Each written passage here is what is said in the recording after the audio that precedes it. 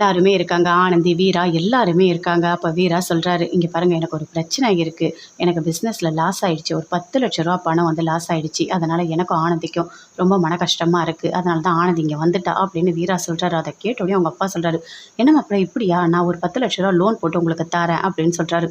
அத கேட்டோனே ஆனந்திக்கு கோவமா வருது. "இங்க பாருங்க, நான் அங்க போக மாட்டேன்" அப்படின்னு சொல்றாங்க. "ஏன் போக மாட்ட?" அப்படின்னு சொல்லிட்டு வீட்ல இருக்க எல்லாருமே சேர்த்து கேட்குறாங்க. "இங்க பாருங்க, நீங்க நெனைக்கிற மாதிரி அவன் ஒண்ணும் நல்லவன்லாம் கிடையாது. அவன் கூட எனக்கு வாழற எண்ணமே இல்ல. எனக்கு டிவோர்ஸ் வேணும்" அப்படின்னு ஆனந்தி சொல்றாங்க. அத கேட்டோனே அவங்க அண்ணன், அண்ணி, அம்மா, அப்பா எல்லாருமே ஷாக் ஆகுறாங்க. "என்ன ஆனந்தி சொல்ற?" அப்படின்னு சொல்லிட்டு.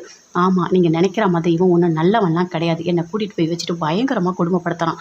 என்னால அவன் கூட இனிமே வாழவே முடியாது. அப்படி என்ன அவன் கூட வாழ சொன்னீங்க, கண்டிப்பா நான் செத்து போயிடுவேன்" அப்படின்னு சொல்றாங்க. அத கேட்டோனே அவங்க அம்மா, அப்பா எல்லாருமே அப்படியே டென்ஷன் ஆகுறாங்க. "என்ன மாப்பிள இதெல்லாம்?" அப்படின்னு சொல்லிட்டு கேட்குறாங்க.